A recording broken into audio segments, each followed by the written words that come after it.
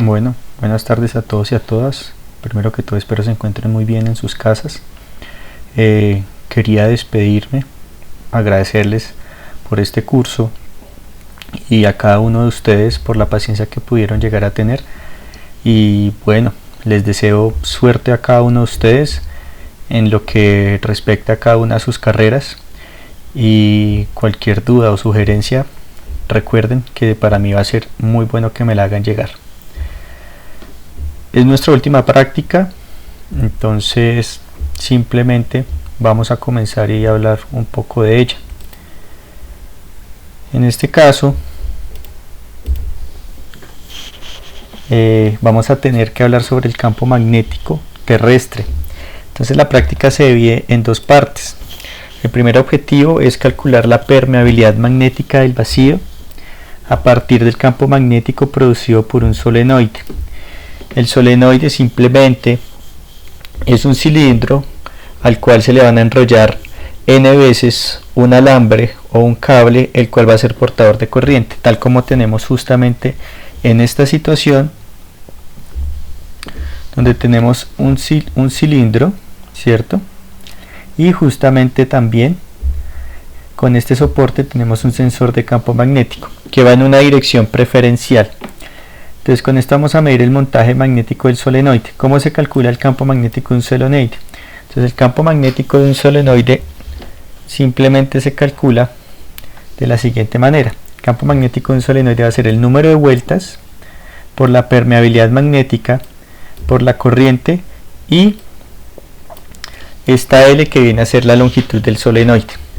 Esa longitud del solenoide es un valor que nos van a dar, y simplemente lo que nosotros debemos hacer en la primera parte es una gráfica del campo magnético versus la corriente, de tal manera que la pendiente va a ser el término asociado al número de vueltas por la permeabilidad magnética sobre él. Si conozco el número de vueltas, conozco la longitud, y a partir de estas dos variables puedo calcular una pendiente mediante una regresión, puedo encontrar justamente la permeabilidad magnética del campo en el vacío. Recuerde que la permeabilidad magnética de un campo simplemente me está diciendo qué tan permitido es que ese medio deje fluir de alguna manera cierto campo, sea eléctrico o sea magnético. En este caso, cuando usted tiene una permeabilidad magnética, estamos hablando de la permeabilidad magnética justamente que sea en el vacío. Entonces en el vacío no hay material, entonces simplemente indica cuál va a ser la capacidad de que ese campo magnético pase en ausencia de partículas, en pocas palabras, en ausencia de materia. Si nosotros tenemos ese campo magnético y la corriente, vamos a conocer justamente la permeabilidad magnética. Eso va a ser en la primera parte. En la segunda parte vamos a tener un segundo montaje, y ese montaje va a ser el siguiente. El siguiente montaje nos va a permitir calcular justamente el campo magnético terrestre. El campo magnético terrestre, ustedes se dan cuenta, vamos a tener un aro. En este aro voy a encontrar n vueltas de alambre, ¿sí? No sé si alcancen a notar que aquí hay un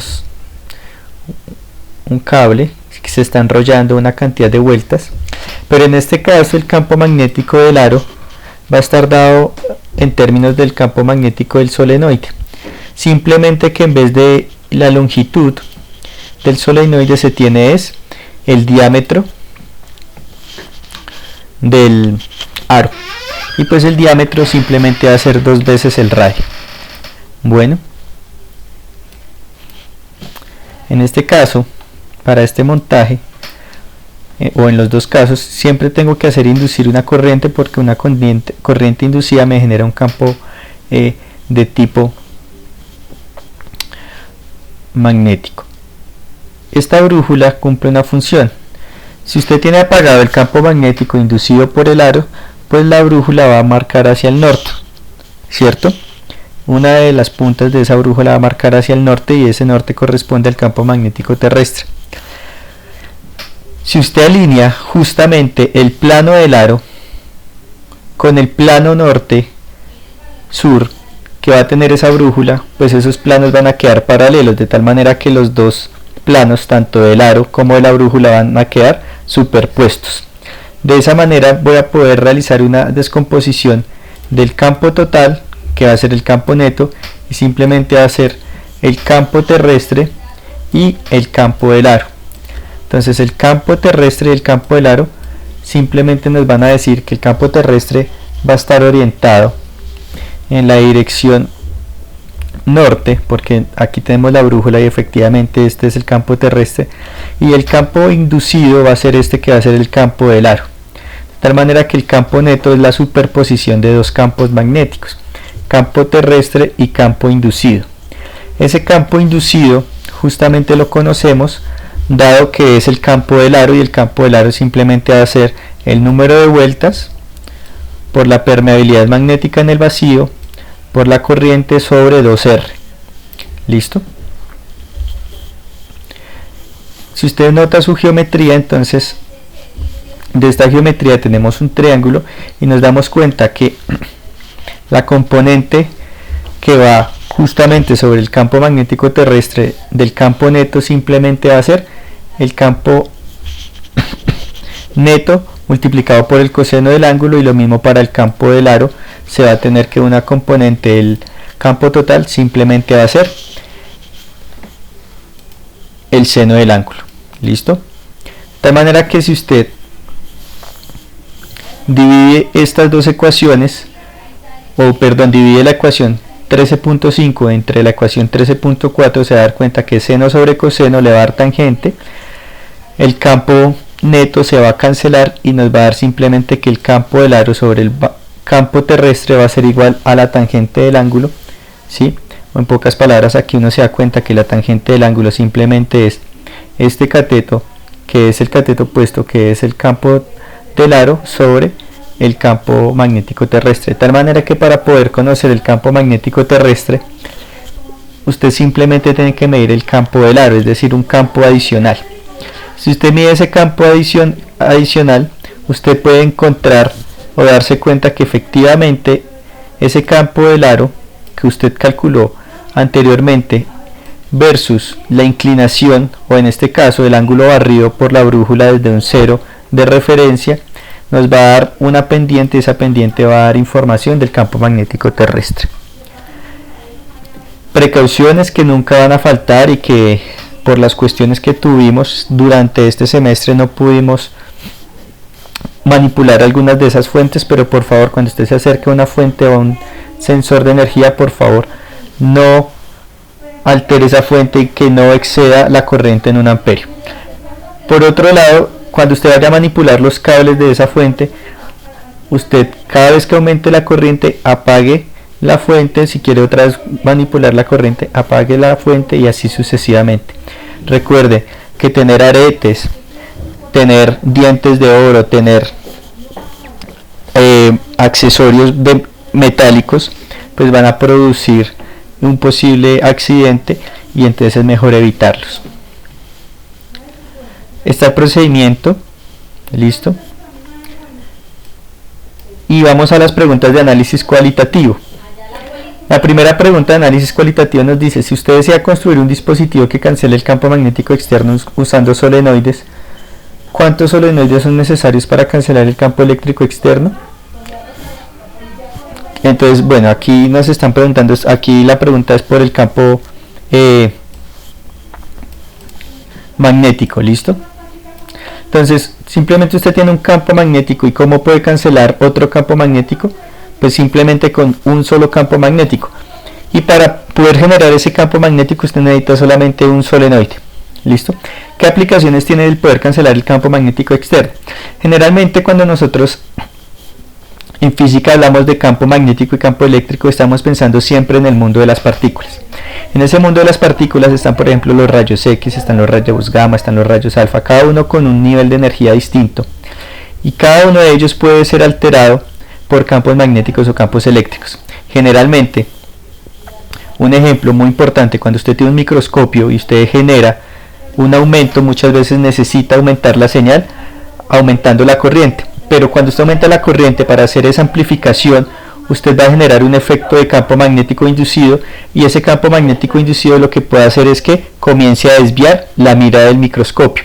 Justamente para usted corregir ese efecto, usted puede anular el campo magnético utilizando bien o un campo magnético externo o también utilizando un dispositivo que tenga materiales superconductores, de tal manera que ese material superconductor lo que va a hacer es que a cierta temperatura va a generar campo magnético nulo, pero va a tener campo eléctrico.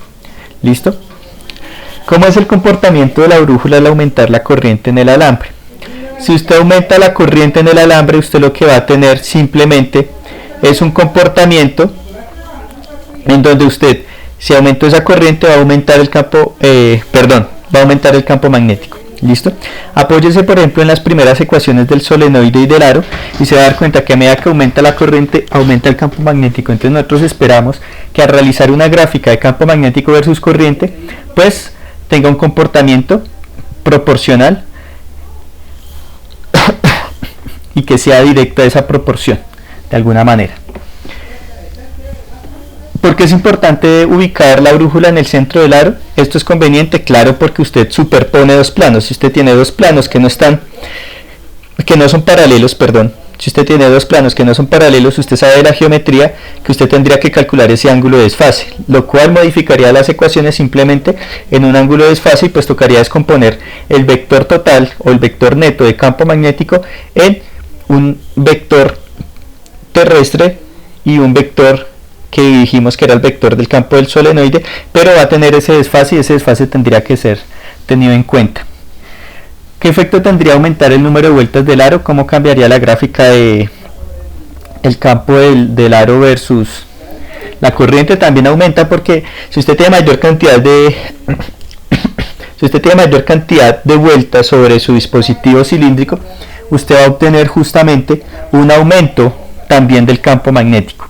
Y esto se debe a que usted tiene mayor material por donde van a pasar más cargas y por ende van a inducir más campo magnético. Si usted intercambia los cables conectados de fuente en el campo magnético producido por el solenoide, usted va a cambiar la polaridad. Recuerde que cuando estamos hablando de campos magnéticos estamos hablando de un producto cruce entre la corriente, el campo magnético y la fuerza magnética.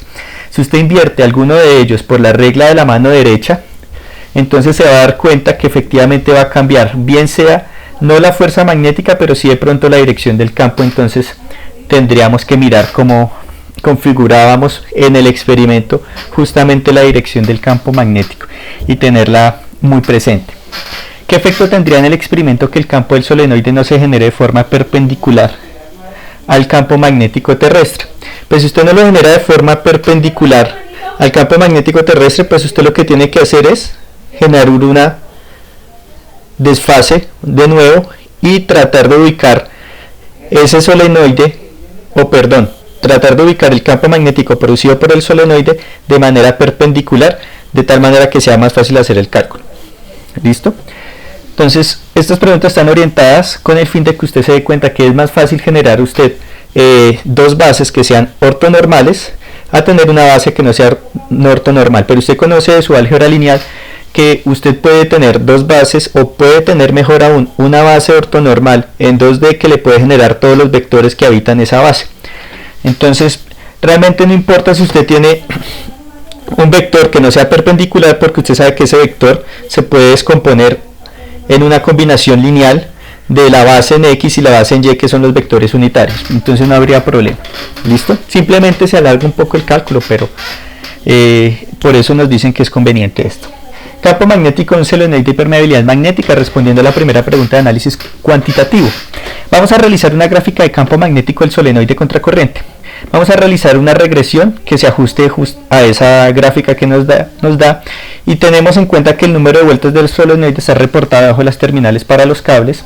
Entonces ese era un dato en donde teníamos justamente el solenoide y vamos a encontrar ese dato, pero pues en este caso no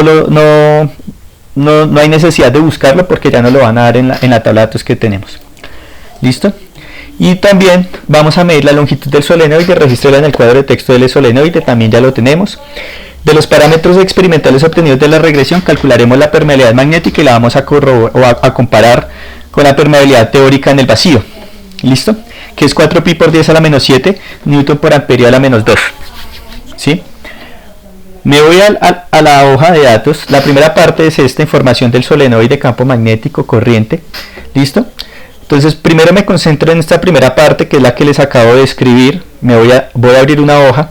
Estos datos yo los copié, ¿listo? Que son justamente estos datos. Entonces tengo el campo magnético, si usted se da cuenta está en militeslas, la corriente está en amperios. Hice una gráfica de campo magnético versus corriente. Este campo magnético es el campo magnético del solenoide, ¿listo? Y entonces cuando usted hace la gráfica del campo magnético versus el solenoide, justamente usted tiene un comportamiento casi lineal. Realicé un ajuste y de tal manera que ese ajuste o esa línea de tendencia que yo tengo acá, ¿sí? Entonces tengo una línea de tendencia de tal manera que voy a tener una ecuación y su valor de R al cuadrado. Justamente al calcular esta pendiente, esa pendiente la reporté en esta casilla. Voy a cambiar el color. En esta celda, perdón, que es intersección de fila y columna. Y entonces ese valor es justamente el valor de la pendiente. ¿Cómo voy a calcular mi permeabilidad? ¿Cómo voy a calcular la permeabilidad para el solenoide? ¿Y cómo voy a calcular esa permeabilidad en el vacío? Entonces simplemente tengo mi pendiente, que es justamente la casilla o la celda B8, por B4, que es la longitud, y eso lo divido entre el número de vueltas. Fin de la historia, ¿sí? Ahora, como la longitud está en centímetros, pues entonces tengo que dividir entre 100, y como la pendiente al estar en militeslas sobre amperio y la quiero convertir a teslas, pues tengo que ir entre 1000. ¿Listo? Entonces dividí entre 1000 por 100. Le di enter, ¿sí? Y entonces tengo justamente 1.25663706 por 10 a la menos 6. Esa va a ser la permeabilidad magnética en el vacío y va a ser mi permeabilidad experimental. ¿La teórica cuál es? La teórica es justamente el que aparece en el texto. Mire, yo aquí tomé 4pi por 10 a la menos 7 y eso me da aproximadamente 1.2566370614. Entonces note que esto está difiriendo, ¿sí? Esto difiere, entonces pues muy poco en lo que corresponde al valor obtenido y al valor teórico. Igualmente hice o calculé un error relativo porcentual y mire que es del orden de 1.07 por 10 a la menos 9. Es un error casi irrisorio, es muy pequeño. ¿Listo? Generalmente cuando nosotros, como les había comentado en el transcurso del curso, valga la redundancia, habíamos hablado que generalmente en los experimentos asociados a termodinámica iba a ser un poco más complejo porque íbamos a ser muy precisos pero poco exactos. En este caso estamos siendo muy precisos y estamos siendo también muy exactos con la toma de los datos y también con la obtención de los resultados que se quieren. Para la segunda parte vamos a hacer la medición de la magnitud del campo magnético terrestre. Entonces, primero tengo que calcular el campo del aro, ¿sí? Campo producido por el aro. Voy a calcular la gráfica del aro versus, entonces ojo, versus, aquí no lo voy a hacer versus el ángulo, lo voy a hacer versus la tangente del ángulo, ¿listo? ¿Sí? Y entonces voy a mirar. Dice que de la gráfica y basada en la teoría realice la regresión que mejor se ajuste a la curva. Entonces yo, ¿por qué voy a hacer la gráfica no versus el ángulo, sino versus la tangente del ángulo? Por lo siguiente, usted tiene una ecuación que está escrita aquí también en la gráfica, donde le dicen que su campo del aro, si usted obtiene el campo del aro, que va a ser el número de vueltas por la permeabilidad magnética, usted puede tomar la teórica o la experimental, dése cuenta que fuimos muy precisos en ese valor, por la corriente sobre 2 veces el radio, que es el diámetro del aro. Entonces vamos a tener justamente este campo magnético que nos describe la ecuación 13.6 de la hoja de Excel. Y usted puede realizar la gráfica de esto versus la tangente del ángulo. Usted va a tener un comportamiento lineal, de tal manera que usted en su pendiente va a obtener justamente su campo magnético terrestre. Vamos a ver cómo nos va con ese campo magnético terrestre. Entonces usted va con estos datos que tiene justamente, perdón, acá tiene usted estos datos, ¿sí? Los copié en una hoja 3 de Excel y entonces cuando copié eso en esa hoja 3 de Excel me voy a dar cuenta que tengo el número de vueltas que tiene el aro, el radio del aro, y voy a tener justamente esta tabla que es de corriente versus deflexión angular. Primero que hice, calculé la tangente de la deflexión angular, teniendo en cuenta que aquí los ángulos fueron medidos en grados, pero nosotros hacemos un tratamiento en una hoja de Excel con radianes. ¿Listo? Si su Excel le permite calcular esos valores de una vez utilizando grados, no hay problema, pero la mayoría está configurado para trabajar en radianes, entonces ahí trabajaremos en radianes. Por otro lado, nos vamos a dar cuenta que este campo magnético es el campo magnético del aro, y ese campo magnético es un campo magnético calculado. Es la permeabilidad magnética, que es justamente este valor. ¿Listo? Tomé la teórica, tomé la permeabilidad magnética, la multipliqué por el número de vueltas, es decir, por 10, la multipliqué por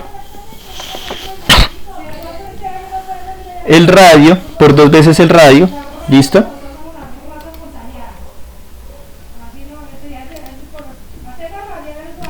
Y entonces permítame acá, si usted se da cuenta, estoy haciendo esta fórmula: el número de vueltas por la permeabilidad magnética, por la corriente sobre 2 veces el radio. Entonces, permeabilidad magnética por el número de vueltas por la corriente, que es de 2, justamente es esta, ¿sí? Sobre 2 veces el radio dividido entre 100, porque como ese radio está en centímetros, lo divido en 100 para pasarlo a metros. Y multipliqué por 10 a la 6 para que me dé justamente en microteslas. ¿Listo? Si yo le quito el 10 a la 6, solamente para que se dé cuenta, y arrastro todos estos valores, pues voy a tener justamente todos estos números muy pequeños, y eso va a estar en términos de 10 a la menos 6. Entonces, simplemente para dejarlo en términos que sean muy leíbles, simplemente multiplico por ese término de 10 a la 6. ¿Listo? Entonces,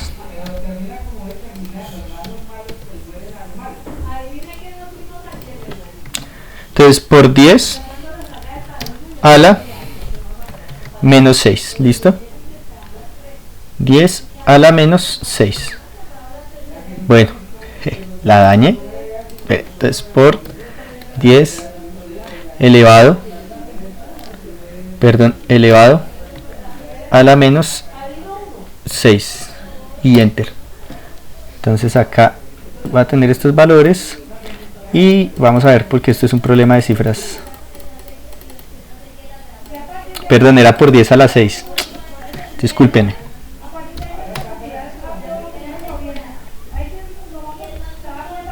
Listo. Entonces ahí lo dejé tal como está. Bueno, y con una cifra significativa después del punto. Cuando hago mi gráfica de el campo magnético versus la tangente de la deflexión angular, voy a obtener esta gráfica, ¿sí? Algo que es muy importante es que rotulen siempre sus gráficos con las unidades respectivas, ponerles un título, etcétera, etcétera. Entonces aquí tengo justamente mi pendiente, y pues el punto de corte debe ser 0, porque pues cuando usted tiene apagada la fuente, usted no tiene corriente, y si no tiene corriente, usted no tiene por qué tener una deflexión angular respecto al plano del aro. Porque recuerde que el plano de la brújula con el plano del aro están paralelos, entonces usted no debería tener ningún giro. Bueno, cuando usted no tiene la fuente encendida, usted va a tener justamente 0 ángulo y pues 0 campo magnético producido por el aro. Ahora, lo que usted va a hacer es esa gráfica, y entonces usted tiene la primera relación, que simplemente es el campo del aro va a ser campo terrestre por deflexión de la brújula, tangente de la deflexión. Listo. Entonces usted se da cuenta que su pendiente tiene este valor, pendiente que reporté acá, mire. Pero recuerde que esto está en micro teslas, entonces es del orden de 7.61 por 10 a la menos 6. Y este campo magnético también está en micro teslas. Primero, el orden coincide. ¿Qué no coincide? Que los valores van a estar un poco alejados. Nos está dando 7.61, aquí nos está dando 27 microteslas, que es el valor teórico. Este valor relativo porcentual me está diciendo que en esta medición se tiene un 71% de error aproximadamente. Esto está mal como está ahí, tengo que dejarlo como 71.8, lo mismo este campo también lo debía haber reportado como 7.6 por 10 a la menos 6 por el orden de cifras significativas que tenemos. Mira, acá hay un 1, aquí tengo que sumarle una cifra significativa, este 0 tengo que sumarle una cifra significativa. ¿Listo? Eso lo dejé con el fin. Aquí también cifra significativa es importante. ¿Listo? Bueno, aquí este sí nos está diciendo que se tomaron 10 vueltas, ¿no? Recuerden que las cifras significativas también son importantes en su manejo del instrumento con el cual se realizó la medición. Bueno, entonces nos dio un error relativo porcentual de 71.8. En este caso fue alto, pero note lo siguiente. Si usted notó acá los datos de la corriente, note que los datos, por ejemplo, aquí usted fue aumentando la corriente de manera constante. Pero note que, por ejemplo, aquí usted aumentó, aquí pasó de 65 grados, después disminuyó, otra vez disminuyó, después aumentó, disminuyó. Es decir, que fue muy fluctuante en sus datos. Entonces, si es muy fluctuante en los datos, pues uno esperaría explicar este comportamiento aquí al final. Este comportamiento aquí es, digamos que en los primeros datos fue creciendo, pero después no creció. Si yo quitara estos datos, ¿sí?, voy a tener solamente una corrección de 7.77 en los datos que estoy considerando, es decir, que no va a generar ninguna variación significativa, porque nos está dando 7.77 microteslas y teníamos que llegar a una pendiente de 27 microteslas. Como eso no está sucediendo, entonces estamos diciendo que ese error posiblemente pudo ser un error de medición, o también habría que explicar por qué está fluctuando el campo magnético, porque si usted se da cuenta está aumentando la deflexión de manera constante a medida que aumenta la corriente, pero después comienza a variar, comienza a oscilar. ¿Listo? Y entonces recuerde que nosotros no podemos exceder la corriente en más de 1 amperio y posiblemente necesitábamos aumentar un poco más la fuente para mantener este comportamiento lineal.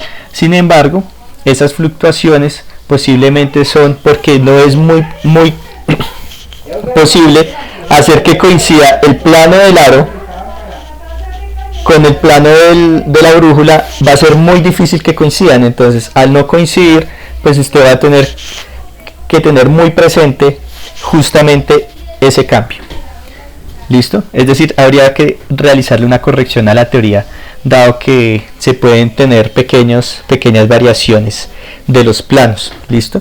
Tendríamos que pensar un método en donde efectivamente nosotros podamos garantizar que el plano del aro coincida justamente con el plano de la brújula. ¿Listo? Entonces, gracias por su atención. Agradezco mucho a todos y a todas el que me hubieran prestado atención durante todas estas clases, sobre todo en la virtualidad. No se desanimen. ¿Listo? No se desanimen. La educación no es solamente ir a la universidad, también está en la riqueza de los libros, en lo que usted puede investigar, lo que puede hacer por su cuenta. Entonces es importante. ¿Listo? No puedo decidir sobre la postura que ustedes tienen frente a la virtualidad. Trato de hacer lo mejor de mi parte, pero yo era de los estudiantes que si habían 16 clases, es decir, 32 clases por las 16 semanas, créanme que iba por lo menos a unas 6, 7 y era solamente a presentar parcial en cálculos vectoriales y todos esos cálculos, porque creía también en la riqueza de los libros, y al profesor hay que aprovecharlo justamente para situaciones y preguntas concretas. También me di cuenta que muchas veces en la presencialidad muchos de mis compañeros eran también como bonsai, se quedaban ahí filosofando en otras cosas y no en la clase. Entonces la educación es un tema muy complejo, cada quien tiene su método de aprendizaje. Para muchos es muy importante esta presencialidad, sobre todo esto de laboratorios. No hay duda de que los laboratorios aprenden es haciendo, interactuando, tocando. En eso sí no le voy a decir ni le voy a mentir que no asistí a los laboratorios, porque efectivamente sí hay que aprender esto, y esto se aprende en el laboratorio, no hay de otra forma, con la interacción. Pero sin embargo les traigo una frase para el día de hoy, para que la tengan presente, que la educación es el pasaporte hacia el futuro, el mañana pertenece a aquellos que se preparan para él en el día de hoy. Es una frase de Malcolm X. Entonces es una frase muy bonita, en tanto que debemos pensar no pensarnos el futuro, pero preparándonos para él desde hoy. Entonces agradezco mucho su atención, agradezco infinitamente la paciencia que me tuvieron, dificultades técnicas que se pudieron presentar en el transcurso de las clases, y bueno, espero aprovechen esto para su campo magnético. Nos veremos en el examen final, y en ese examen final recuerden que debemos practicar con esa aplicación que nos mandaron. Persona que no tenga la aplicación, por favor me hace llegar un correíto si no la pudo llegar a instalar. ¿Listo? Muchísimas gracias.